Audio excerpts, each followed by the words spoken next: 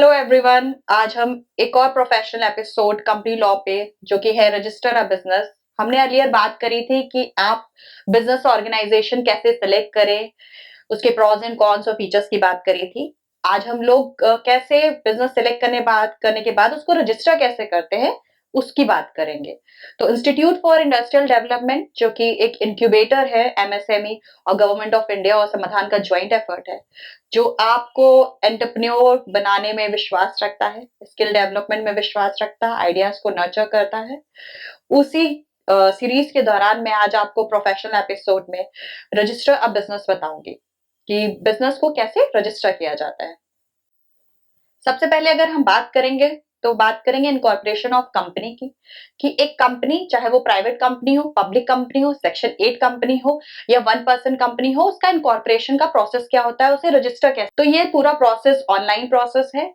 MCA की site, जो कि है www.mca.gov.in, उस साइट में फॉर्म्स होते हैं, कुछ उन्हें डाउनलोड करना पड़ता है, कुछ अटैचमेंट्स या पेपर्स की रिक्वायरमेंट होती है, वो लगा के आप कंपनी अपलोड कर सकते हैं। तो अगर स्टेप वाइज देखें तो सबसे पहला स्टेप आएगा, सबसे पहले आप डिन के लिए अप्लाई करेंगे। उससे पहले आपको डीएससी बनवानी होगी, that is your digital signature certificate. DIN is your director identification number. DIN हर पर्सन, जो भी इंडिविजुअल डायरेक्टर आना चाहता है, उसको वो अलॉट होता है। एक बार डिन अलॉट हो जाए तो वो सब्सिक्वेंटली जितनी कंपनीज में अपॉइंटमेंट होता है उसी डिन का प्रयोग करता है। तो सबसे पहले हम डीएससी बनवाएंगे, एक डिजिटल सर्टिफिकेट। उसके बाद हम डिन के लिए अप्लाई करेंगे। वंस आपके डायरेक्टर्स के डिन जनरेट हो गए, उसके बाद हम नेम अप्रूवल के लिए डालेंगे।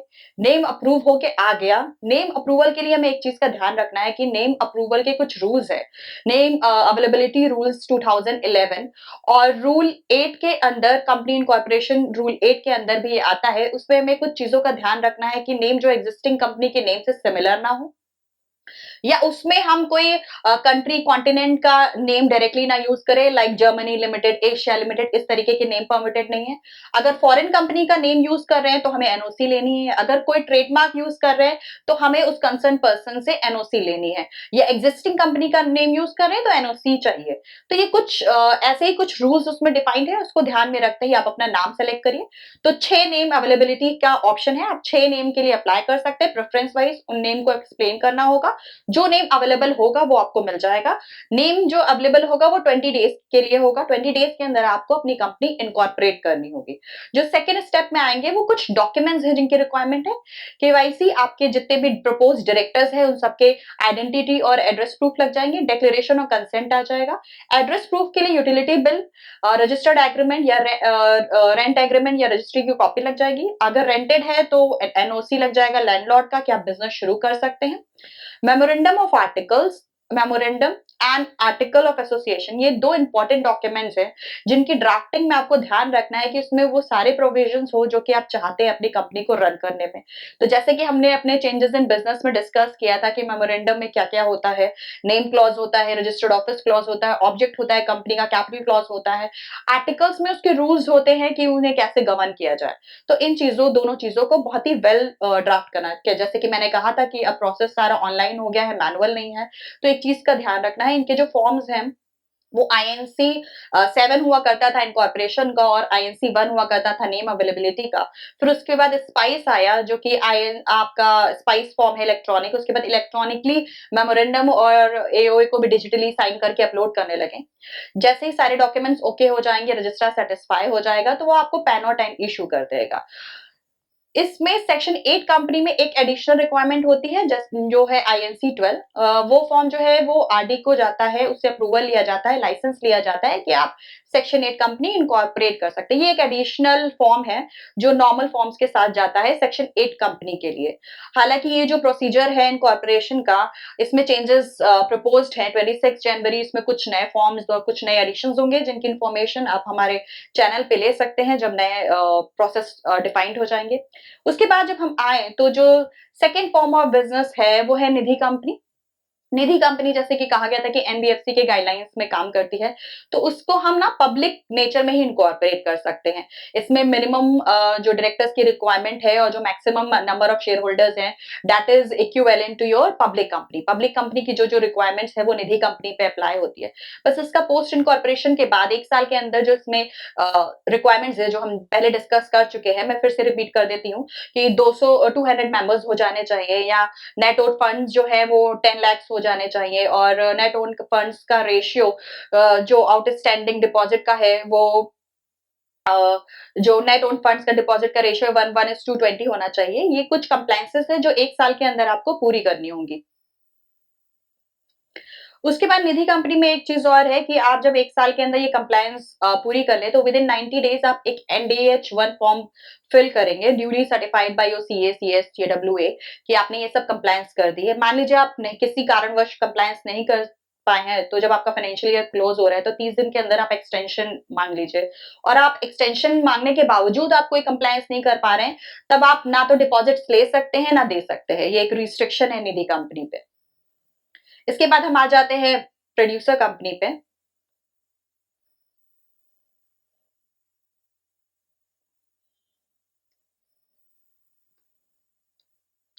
प्रोड्यूसर कंपनी का जो प्रोसेस है वो सेम है। इसे आप प्राइवेट लिमिटेड कंपनी के फॉर्म में या पब्लिक लिमिटेड कंपनी के फॉर्म में इनकॉर्पोरेट कर सकते हैं। तो प्राइवेट लिमिटेड कंपनी के फॉर्म में, पब्लिक लिमिटेड कंपनी के फॉर्म में सेम प्रोसीजर है। डीएससी और डिन के लिए अप्लाई करिए, नेम रिजर्वेशन दीजिए, क्योंकि प्रोड्यूसर है तो इसमें जो पर्सन जो कर सकते हैं वो मिनिमम डायरेक्टर्स 5 हैं और शेयर होल्डर्स 10 है, जिनसे ये कंपनी फॉर्म हो सकती है। उसके बाद आपको नेम अवेलेबल हो जाएगा। आप इनकॉर्पोरेशन के सारे पेपर्स, अगर प्राइवेट नेचर के हैं तो प्राइवेट के अकॉर्डिंग, अगर पब्लिक नेचर के हैं तो पब्लिक के अकॉर्डिंग आप सारे पेपर्स इकट्ठा करिए। और फिर उसके बाद एक जब अगर सारे सर्टिफिकेट्स वेल डिफाइंड हो जाएंगे, तो आपको इनकॉर्पोरेशन सर्टिफिकेट जनरेट हो जाएगा। इसके बाद अगर हम next company form of business में आ जाएं, तो वो है LLP, that is your limited liability partnership act. Earlier form of business organization जो है वो कंपनीज एक्ट 2013 से गवर्न होते हैं। एलएलपी का अपना एक एक्ट है, लिमिटेड लायबिलिटी एक्ट 2008। एलएलपी में जो सबसे ज्यादा इंपॉर्टेंट है वो है एलएलपी एग्रीमेंट। वही एक चीज है जिसके थ्रू कंपनी फॉर्म होती है। इसका जो प्रोसेस है, सबसे पहले डिन, डीएससी। अगर आप किसी कंपनी के डायरेक्टर हैं और आपके पास डिन है, तो वही दिन यहाँ पर आपका डीपीआईएन हो जाएगा, डेजिग्नेटेड पार्टनर आइडेंटिफिकेशन नंबर हो जाएगा। आप नेम अप्लाई करिए। सबसे पहले नेम जो अवेलेबिलिटी है नेम की, वो 90 दिन की होगी। 90 दिन के अंदर आपको इनकॉर्पोरेशन फाइल करना होगा। इसमें भी नेम का फॉर्म जो है फॉर्म 1 है, और बाकी इनकॉर्पोरेशन जो फॉर्म है वो दैट इज फॉर्म 2। इसमें आइडेंटिटी और address proof of all partners और consent and declaration of all designated partners. जब आपका रजिस्टर्ड प्लेस ऑफ बिजनेस है उसकी वही यूटिलिटी बिल की कॉपी, एनओसी, रेंट एग्रीमेंट, अगर रेंटेड है तो लैंडलॉर्ड से एनओसी की आप बिजनेस कैरी ऑन कर सकते हैं, या ओन्ड है अगर कंपनी का तो रजिस्ट्री की कॉपी लग जाएगी। इसमें भी डॉक्यूमेंट्स सारे ऑनलाइन है, ये मैनुअल नहीं है। वंस द डॉक्यूमेंट सारे बन जाएंगे तो आपकी कंपनी जो है एलएलपी वो इनकॉर्पोरेट हो जाएगी, और इनकॉर्पोरेशन के 30 दिन के अंदर फॉर्म 3 फाइल करना होगा, जो कि आपका एलएलपी एग्रीमेंट को रजिस्टर करता है। मतलब एलएलपी में प्रोसेस ये है कि अगर आपकी एलएलपी फॉर्म हो गई, पूरी बन के आ गई, तो उसके बाद आपको फॉर्म 3 फाइल करना होगा 30 दिन के अंदर, और अपने एग्रीमेंट को, जो आपके टर्म्स एंड कंडीशन को डिफाइन करेगा जिससे कि एलएलपी रन होगी, उस कंडीशंस को आपको रजिस्टर कराना होगा 30 दिन के अंदर। इसका बहुत ध्यान देना होगा, क्योंकि अक्सर ऐसा होता है कि एलएलपी बन जाती है और हम एग्रीमेंट रजिस्टर करना भूल जाते हैं।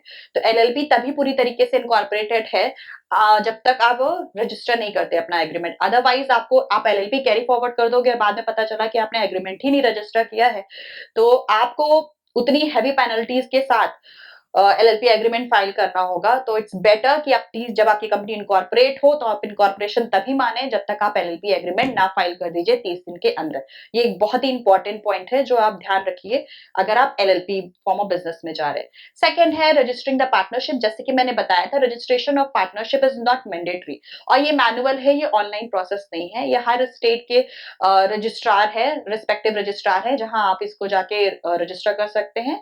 ये पार्टनरशिप एक्ट 1932 के अंडर गवर्न होगा। इसमें जो मोस्ट इंपॉर्टेंट पार्ट है वो है पार्टनरशिप डीड। आप एक वेल ड्राफ्टेड पार्टनरशिप डीड को आपके रिलेटेड स्टेट में जितने स्टैम्प ड्यूटी पे या स्टैम्प पेपर पे अलाउड है उतने स्टैम्प पेपर पे आप लेके उसे सारे पार्टनर से साइन करा के उसके सारे terms and condition well draft करा के उसे रख सकते हैं। और उसमें सबसे ज्यादा इंपॉर्टेंट पॉइंट होता है वो होता है प्रॉफिट शेयरिंग रेशियो। या अगर एलएलपी क्लोज हो रही तो उसका एग्जिट पॉइंट क्या रहेगा, स्लीपिंग पार्टनर्स कितने हैं, वर्किंग पार्टनर्स कितने हैं, या प्रॉफिट शेयरिंग रेशियो क्या रहेगा। ये कुछ इंपॉर्टेंट पॉइंट्स हैं जो आप ध्यान रखिए जब आप एलएलपी एग्रीमेंट बना रहे हो। तो एलएलपी एग्रीमेंट के साथ और डॉक्यूमेंट की जो जरूरत होती वो वही ID and address proof of all your partners with photographs, partnership deed, your consent letter और यूटिलिटी बिल विद एनओसी। इसमें यूटिलिटी बिल जो भी आप इलेक्ट्रिसिटी बिल या कोई भी गवर्नमेंट एडेड बिल जो आप देना चाहे वो दे सकते हैं। और एनओसी अगर रेंटेड है तो एनओसी की आप ये बिजनेस कर सकते हैं। उसके बाद हम आ जाते हैं सेक्शन 8 कंपनी में। सेक्शन 8 कंपनी जो कि मैंने डिफाइन करी थी, ये सेक्शन 8 कंपनी हम अलिया भी डिस्कस कर चुके हैं। सेक्शन 8 कंपनी जो नॉन प्रॉफिट ऑर्गेनाइजेशन होती है, इससे जो भी इसका प्रॉफिट होता है ये प्लब बैक करके अपने जो ऑब्जेक्टिव्स हैं उन्हीं को प्रमोट करने में यूज करती है और इसमें कोई डिविडेंड नहीं डिक्लेयर होता। इसका प्रोसेस सेम है। आप पहले सबसे पहले डिन और डीएससी बनवाइए, फिर नेम रिजर्व करिए इन आईएनसी 1। इसकी नेम की अवेलेबिलिटी भी 20 डेज की होगी। जो मोस्ट इंपॉर्टेंट स्टेप है that is your licence. Licence इसमें रिक्वायर्ड है जो कि आईएनसी 12 में जाता है, आरडी को अप्लाई किया जाता है। बिफोर हैंड नेम अप्लाई करने के बाद आप लाइसेंस मांगते हैं कि आप ये बिजनेस करना चाहते हैं और वो आपके ऑब्जेक्टिव को ध्यान रखते परमिट करता है कि आप ये बिजनेस कर सकते हैं या ये चैरिटेबल नेचर का है, ये नॉन प्रॉफिट ऑर्गेनाइजेशन में आता है कि नहीं आता, उसको ध्यान में रखते हैं वो परमिट करते हैं। उसके बाद आप इनकॉर्पोरेशन के सारे फॉर्म्स प्लस लाइसेंस जो है वो फाइल करते हैं। और अगर आपका रजिस्ट्रार रिस्पेक्टिव रजिस्ट्रार स्टेट का सेटिस्फाई होता है कि सारे पेपर्स ड्यू है और वेल कोऑर्डिनेटेड है, अगर he satisfied then he will issue you a certificate of incorporation, then you can start your business. उसके बाद हम आते हैं एक और नॉन प्रॉफिट ऑर्गेनाइजेशन की हमने बात करी थी, वो है सोसाइटी। ये भी स्टेट लेवल पे चलता है, ये भी मैनुअल है, ये ऑनलाइन प्रोसेस नहीं है। ये आपका सोसाइटीज एक्ट 1860 के अंदर गवर्न होता है। इसमें जो डॉक्यूमेंट्स होते हैं जो रिक्वायर्ड होते हैं that is photographs of all members, pan और आधार कार्ड और डिक्लेरेशन बाय ऑल मेंबर्स, उनकी कंसेंट चाहिए होती है, लिस्ट चाहिए होती है। बायलॉज जो इसका एक बहुत इंपॉर्टेंट पॉइंट है कि बायलॉज ऑफ द सोसाइटी और एमओए ऑफ द सोसाइटी चाहिए होता है। एक कवरिंग लेटर के साथ आप सारे एड्रेस प्रूफ के साथ एक सेट बना के आप सबमिट कर देते हैं रिस्पेक्टिव रजिस्ट्रार को और वो on satisfaction of all the document, जब वो सेटिस्फाई होता है कि सारे डॉक्यूमेंट्स प्रॉपर हैं तो वो आपको एक सर्टिफिकेट ग्रांट कर देता है under the society registration act और आप अपनी बिजनेस एज एन सोसाइटी आप वहीं से स्टार्ट कर सकते हैं। ये हर स्टेट का रिस्पेक्टिव रजिस्ट्रार होता है जिसके पास ये पावर होती है जहां जाके सोसाइटी जो है वो रजिस्टर्स होती है। उसके बाद हम आ जाते हैं अपनी ट्रस्ट रजिस्ट्रेशन पे जो कि another form of non profit organization में आता है। ये आपका इंडियन ट्रस्ट एक्ट 1882 से गवर्न होता है। ये किसी भी लोकल रजिस्ट्रार के थ्रू रजिस्टर हो जाता है। इसमें जो आपके मैंडेटरी डॉक्यूमेंट्स होते हैं वो फोटोग्राफ्स जो आपके सारे मेंबर्स हैं, जो आपके ट्रस्टीज हैं और ये सब सेटलर्स हैं, उनके photographs, ID and address proof, one passport size photograph और कॉपी प्रूफ ऑफ सेटलर चाहिए होता है, एक पासपोर्ट साइज फोटोग्राफ और copy of the proof of identity of your each trustee. इसमें 2 ट्रस्टी होते हैं तो दोनों ट्रस्टी के चाहिए होते हैं और 2 विटनेसेस होते हैं एग्रीमेंट में। तो 2 विटनेसेस के जो है वो आपको आईडीज और एड्रेस चाहिए होते हैं। इसमें जो डीड जो ट्रस्ट डीड बनती है उसमें हर पेज में सेटलर को साइन करना होता है और विटनेस उसे विटनेस करता है और प्रॉपर डीड बनती है। हम लेटर ऑन अपने एपिसोड में आपको डीड्स और पार्टनरशिप डीड्स और इनके बारे में पूरा डिस्कशन देंगे कि ये कैसे ड्राफ्ट होती हैं या इनमें क्या-क्या ज़रूरी पॉइंट्स हैं। फिर इसके बाद आप लोकल रजिस्ट्रार के पास जाते हैं। लोकल रजिस्ट्रार को आप ट्रस्ट की कॉपी 2 एक डुप्लीकेट कॉपी, एक ओरिजिनल कॉपी सबमिट करते हैं। रजिस्ट्रार जो है अगर सैटिस्फाई होता है कि आपके डॉक्यूमेंट्स वेल डिफाइंड है, तो वो आपकी जो डुप्लीकेट कॉपी है उसे रख लेता है अपने पास और original copy with his stamp वो आपको इश्यू कर देता है और आपकी ट्रस्ट डीड रजिस्टर हो जाती है। तो उसके बाद आप as an trust you can start working. इसमें एक चीज और है, छोटी छोटी चीजें हैं, जैसे आपकी ट्रस्ट का नेम क्या होगा, उसके ऑब्जेक्ट क्या होंगे, उसकी प्रॉपर्टी क्या है। जो ट्रस्ट है वो किसी प्रॉपर्टी के बेसिस पे ही क्रिएट होती है, उसकी ओनरशिप प्रॉपर्टी पे होती है। तो जो प्रॉपर्टी वेदर मूवेबल और इमूवेबल, उसको डिफाइन करना होता है प्रॉपरली, उसका पर्पस क्या है वो डिफाइन करना होता है। तो ये कोई कुछ चीजें हैं जब आप ट्रस्ट डीड ड्राफ्ट कर रहे हो, जिसे हम लेटर ऑन डिटेल में डिस्कस करेंगे, ये कुछ चीजें उसमें ध्यान रखनी पड़ती हैं। ये आपको बेसिकली जो मैंने आपको बताया, ये एक रजिस्ट्रेशन प्रोसेस है कि जो मैंने ऑर्गेनाइजेशंस आपको डिफाइन करी थी, उनको हम रजिस्टर कैसे कर सकते हैं, इनकॉर्पोरेट कैसे कर सकते हैं। इससे रिलेटेड या आपको किसी भी प्रकार की प्रोफेशनल हेल्प चाहिए हो, आपको इनकॉर्पोरेशन से रिलेटेड कि आपको डॉक्यूमेंट्स ड्राफ्टिंग में या आपको पेपर्स नहीं समझ में आ रहे हैं या प्रोसेस नहीं समझ में आ रहे, तो आप हमें कॉल कर सकते हैं, हमें मेल कर सकते हैं समिति समाधान @gmail.com में, या आप हमारे यूट्यूब चैनल पे क्वेरीज भी छोड़ सकते हैं, हमें सब्सक्राइब कर सकते हैं और आपको प्रोफेशनल एड दी जाएगी। क्योंकि नॉलेज होना बहुत ज़रूरी है हर किसी को, चाहे वो एंटरप्रेन्योर हो या नॉर्मल पर्सन हो, उसको पता होना चाहिए कि रजिस्ट्रेशन का प्रोसेस क्या है या कि इसके अंदर डिफिकल्टीज, सो दैट कि आप डिसाइड कर सके कि आपने फॉर्म ऑफ ऑर्गेनाइजेशन तो चूज़ कर लिया, अगर उसके रजिस्ट्रेशन पे क्या प्रोसेस है, जल्दी हो पाएगा कि नहीं हो पाएगा, ये लोकल लेवल पे होता है कि ऑनलाइन होता है, उस बेसिस पे भी आप अपना चॉइस ऑफ ऑर्गेनाइजेशन कर सकते हैं। तो ये इसे फर्स्ट स्टेप करके उसे सेकंड स्टेप भी कर सकते हैं। तो उससे रिलेटेड आपको कोई भी एड चाहिए हो, कोई भी हेल्प चाहिए हो, क्योंकि ऑर्गेनाइजेशन समझना और उसका रजिस्ट्रेशन प्रोसेस समझना नेसेसरी तो है, लेकिन बिना किसी प्रोफेशनल एड के शायद इतना पॉसिबल नहीं है। लेकिन जब आप नेक्स्ट टाइम कंपनी बनाने जाएंगे या कोई भी ऑर्गेनाइजेशन चूज करके बनाने जाएंगे, तो आप कॉन्फिडेंटली बोल सकते हैं कि मुझे पता है कि प्रोसेस क्या है और डॉक्यूमेंट्स क्या है, तो आप भी प्रिपेयर रहेंगे और जो प्रोफेशनल आपको एड कर रहा होगा, उसे he will also be confident in your venture जो आप बिजनेस करने जा रहे होंगे। तो प्रोफेशनल असिस्टेंस हम भी देते हैं, तो आपको किसी भी प्रकार की प्रोफेशनल क्वेरी हो या किसी भी प्रकार की इससे रिलेटेड जानकारी चाहते हो, तो आप हमें कॉन्टैक्ट कर सकते हैं। आज इस प्रोफेशनल एपिसोड को यहीं पर एंड करते हैं। इसके बाद आपको next professional episode company law में जल्दी मिलेगा। Thank you.